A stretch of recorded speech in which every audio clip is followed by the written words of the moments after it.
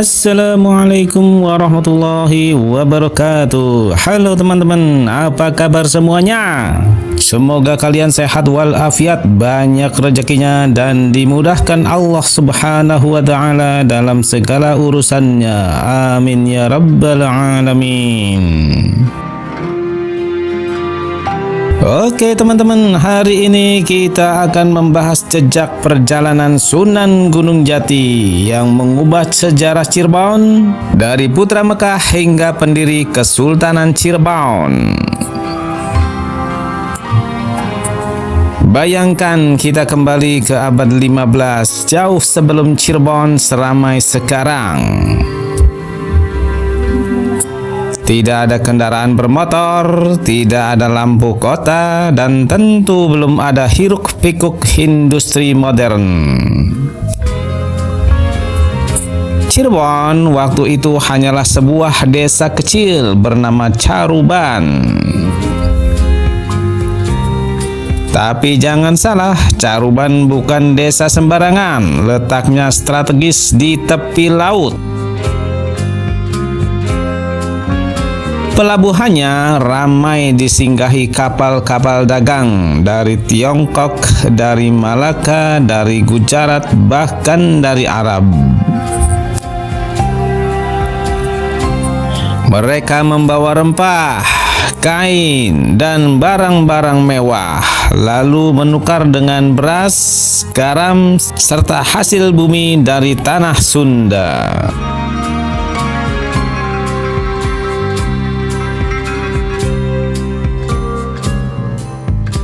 Nah, di tengah desa kecil inilah akan lahir sebuah kesultanan besar. Kesultanan yang nantinya menjadi salah satu pusat penyebaran Islam di Jawa Barat. Dan tokoh sentralnya dialah Sunan Gunung Jati.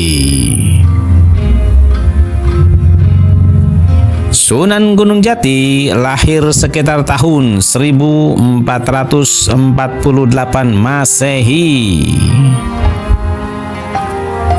di tanah suci Mekah. Nama kecilnya adalah Syarif Hidayatullah.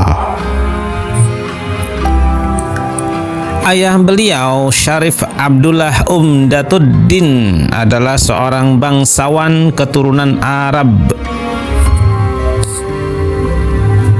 Sementara ibunya adalah Syarifah Mudaim atau biasa dikenal dengan nama Nyimas Rara Santang, putri dari Prabu Siliwangi, raja besar kerajaan Pajajaran. Jadi sejak kecil beliau sudah membawa dua darah, darah Arab dan darah Sunda. Sejak kecil, Syarif Hidayatullah tumbuh di lingkungan yang penuh dengan ilmu agama. Bayangkan setiap hari ia mendengar lantunan azan dari Masjidil Haram, melihat para ulama berdiskusi, dan belajar langsung dari guru-guru besar di Mekah.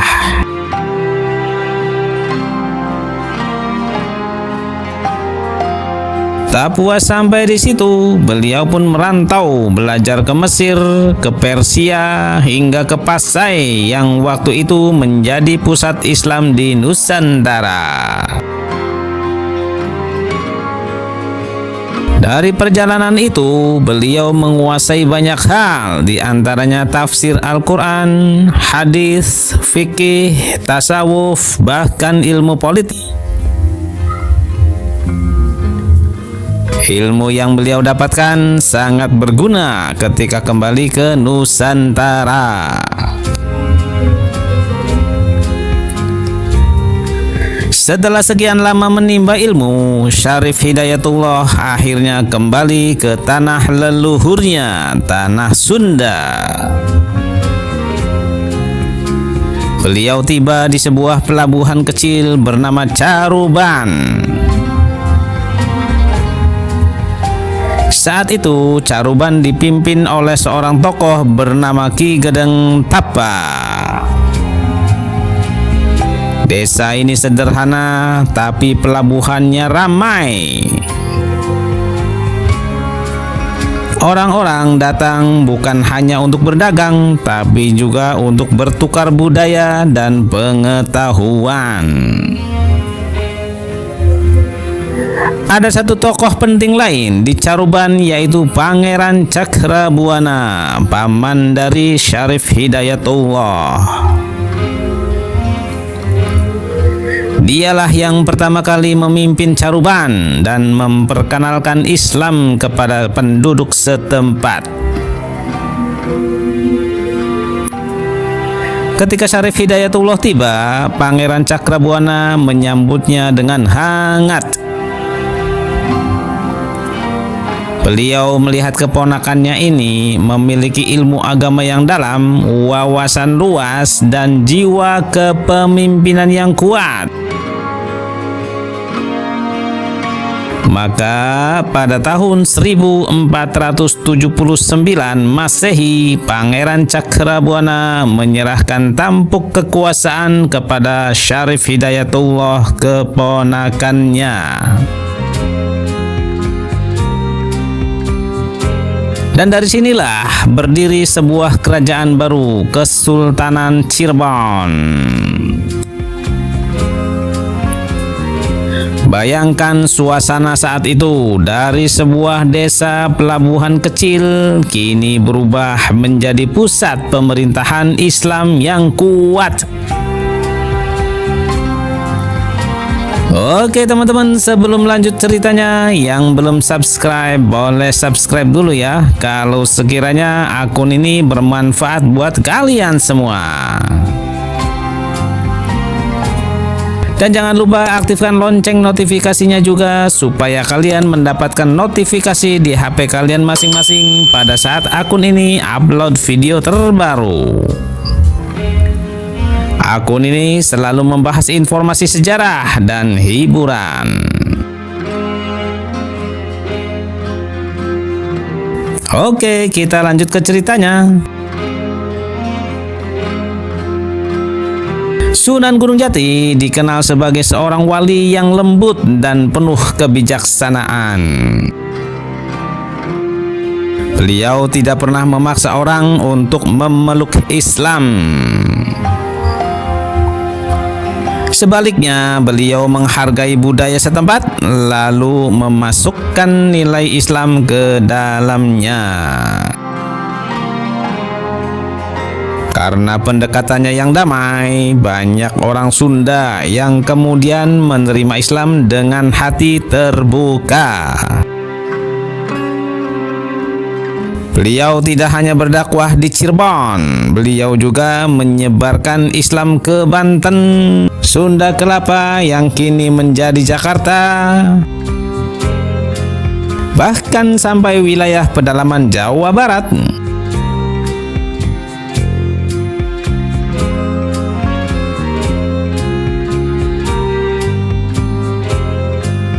Sebagai Sultan, Sunan Gunung Jati membangun fasilitas penting, salah satunya Masjid Agung Sang Cipta Rasa yang berdiri megah di Kompleks Keraton Kasepuhan Cirebon. Masjid ini bukan sekadar tempat ibadah, ia menjadi pusat dakwah, tempat belajar, sekaligus simbol kejayaan Islam di Cirebon. Selain itu, beliau juga membangun Keraton Pakungwati, pusat pemerintahan Kesultanan Cirebon.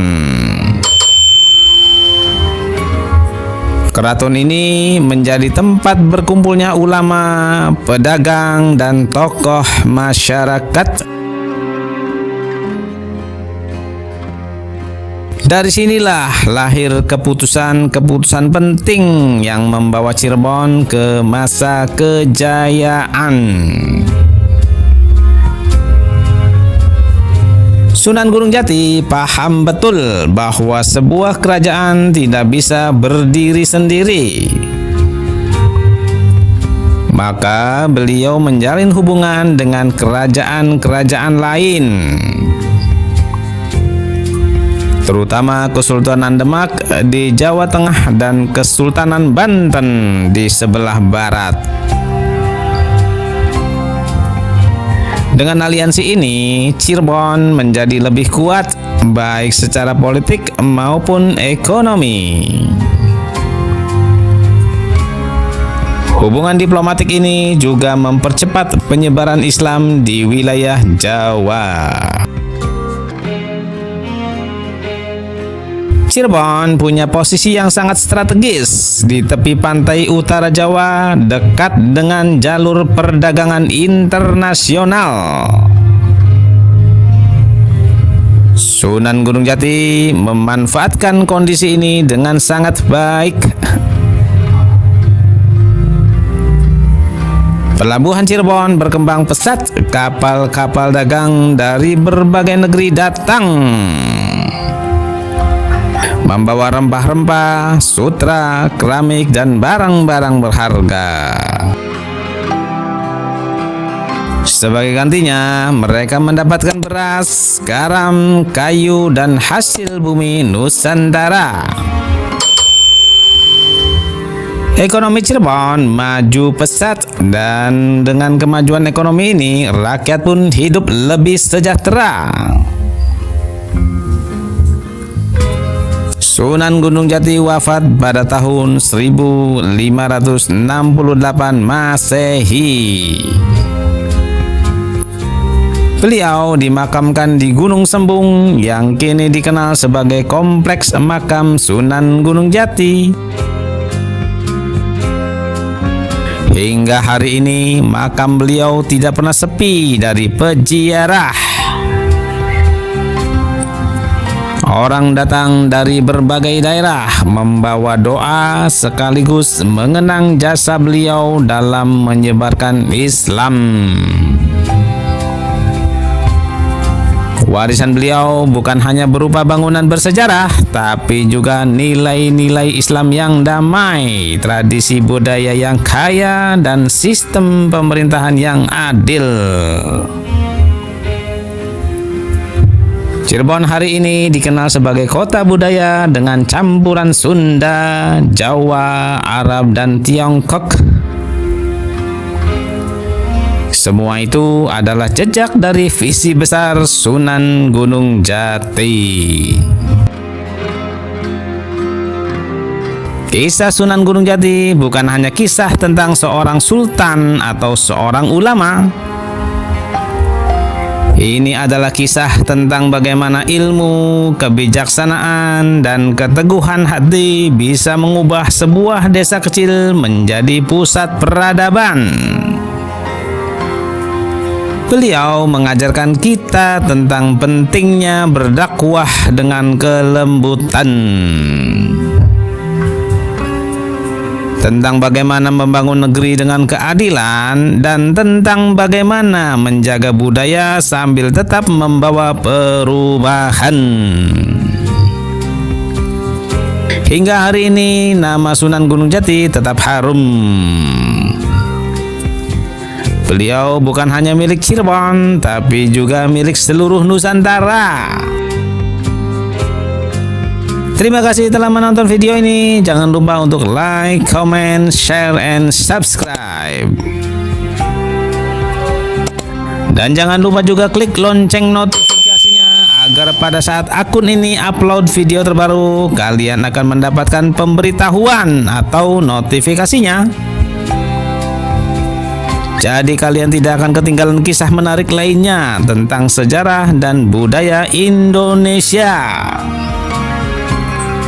Oke teman-teman, sukses dan sehat selalu buat kalian semua, dan sampai jumpa di video berikutnya.